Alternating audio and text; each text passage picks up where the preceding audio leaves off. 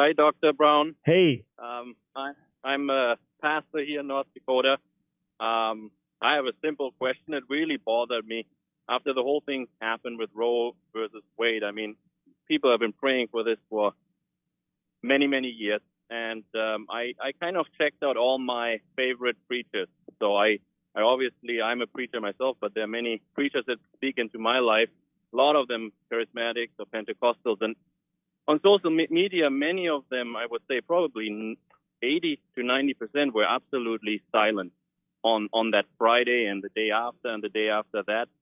And I was really grieved by that. Some even, big ministries that everyone would know. And my question to you is that not a problem that men and women of God won't stand up publicly for this? And why would they not? And isn't this the problem why we are in America where we are at? It's a giant problem. It's a terrible problem. It's inexcusable. There's no good rationale for it. Now, the reason that some would give is, I want to be able to win people to Jesus. I don't want anything to stand in the way of winning people to Jesus. This would be the mindset, right?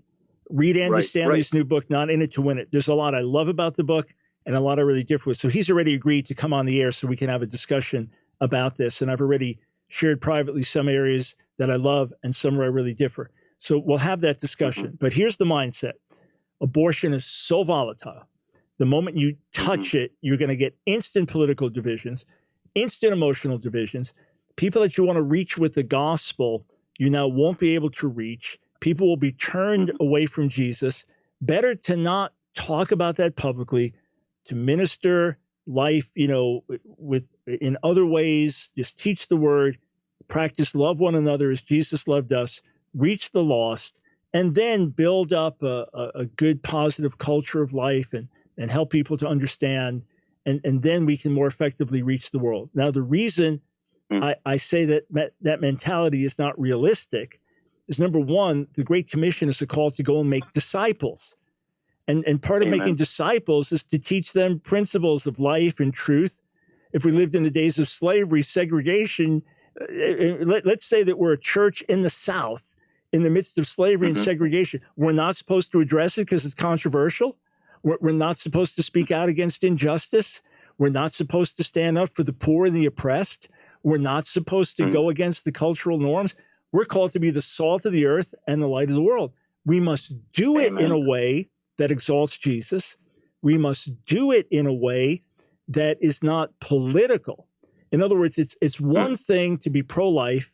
It's another thing to be pro-Trump or pro-Biden or pro-DeSantis or pro. So that's a totally separate issue, right?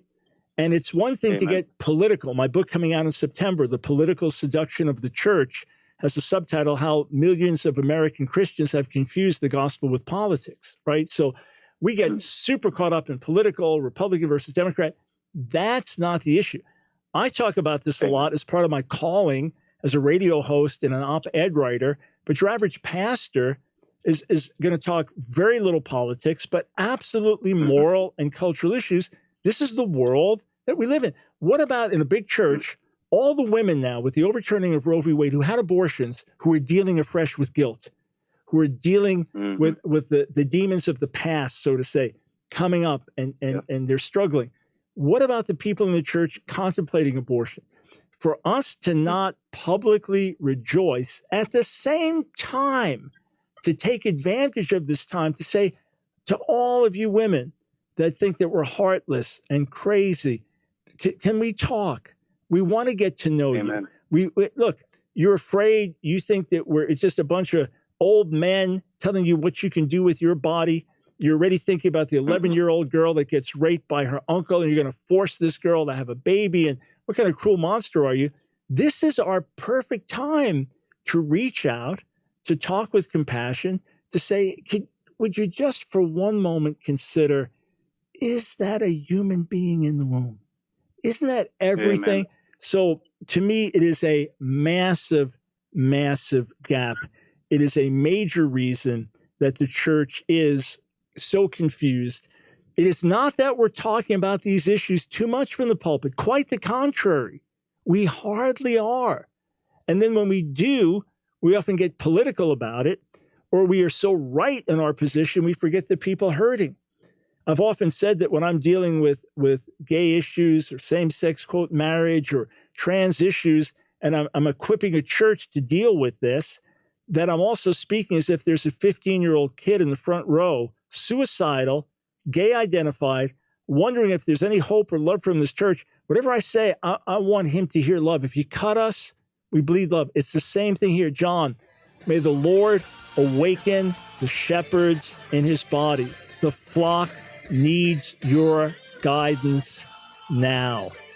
Hey, friends, I hope you enjoyed that video. If you did, click on one of the boxes on the screen, check out another one of our videos, and be sure to subscribe and hit that notification bell so that you don't miss a single video. You know, we discovered that about 60% of you that are watching our videos aren't subscribers, so subscribe today.